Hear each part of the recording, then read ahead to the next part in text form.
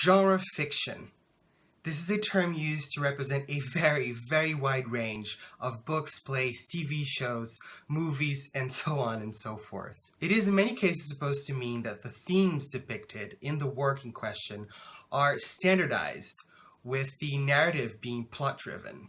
They are supposed to deal with certain tropes or established patterns that would fit specific genres of fiction, such as science fiction, fantasy, horror, romance, and more.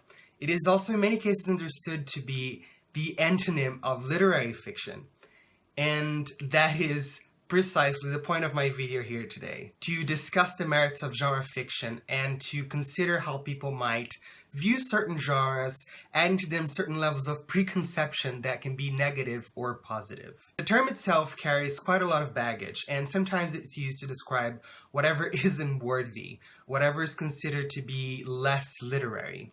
It poses, however, a very detrimental standard to the publishing industry and to readers as a whole. In 2012, in an interview for Wired, Michael Chabon discusses this very problem, the prejudice against genre fiction, and particularly science fiction and fantasy. He discusses one of the writing workshops he did, with organizers specifically asking for members to not turn in science fiction. In the interview, he said that as a writer, he always felt like writing the sort of stuff he loved to read, and that included a wide variety of genres.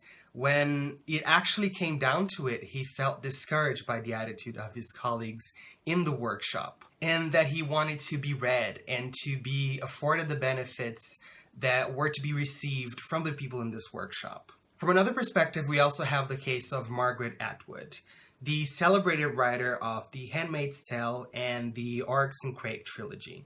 The latter tells the story of a mad scientist who wants to replace humanity with a genetically engineered species.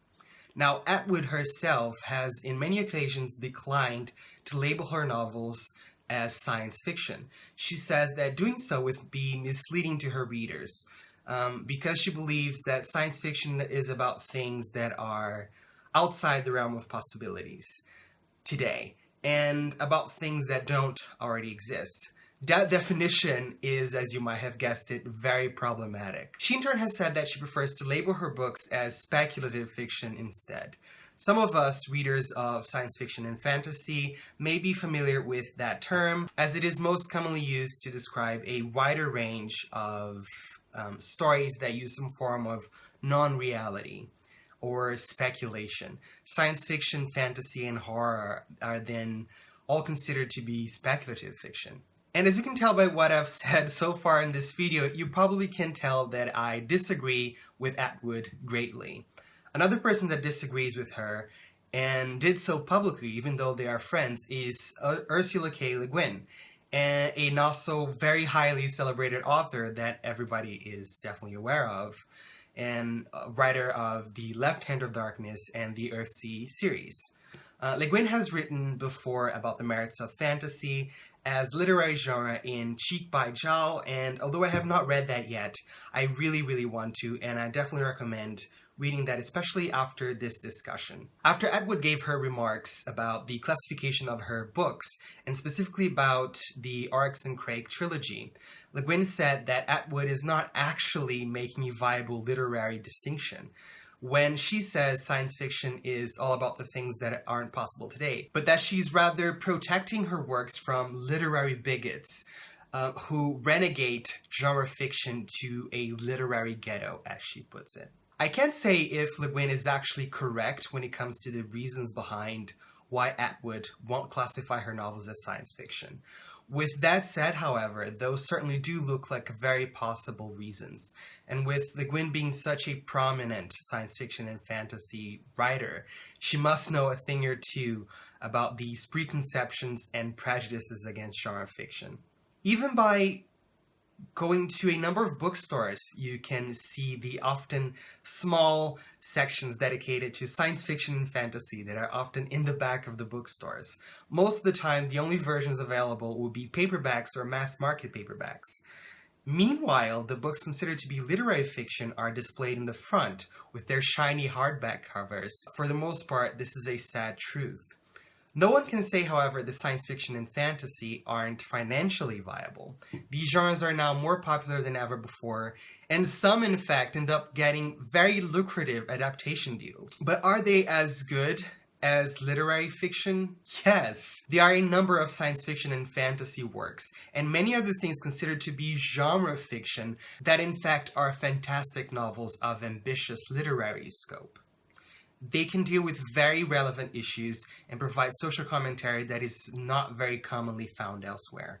Within these genres, and within any genre, including literary fiction, there are such a huge variety of works as well. From the super fun, fast-paced, quick read, to the super dense, plotless 600-page epic. All of these works have their merit, and many are good in different ways. There is value perhaps in discussing genres as a whole, weighing the need to actually label a book as something specific, beyond the decision of on which shelf it should be placed.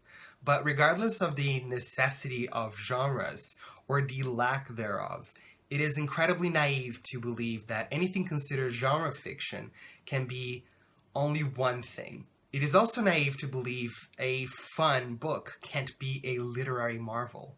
There is definitely prejudice against genre fiction, against science fiction and fantasy. But anyone led by these preconceived notions are without a doubt missing out on reading so many superb books. If you agree or disagree with me, please leave a comment and we can have a discussion about it. I had a blast. I think this is a very important topic to discuss, and especially when it shapes so many other people's reading habits. Because a lot of people may be put off by certain genres because of their notions about it. And as any of us can probably prove, preconceived notions can be very, very erroneous. So, like I said, please leave a comment and we'll discuss more if you want. And I hope you like this video, and I'll see you guys next time. Ciao!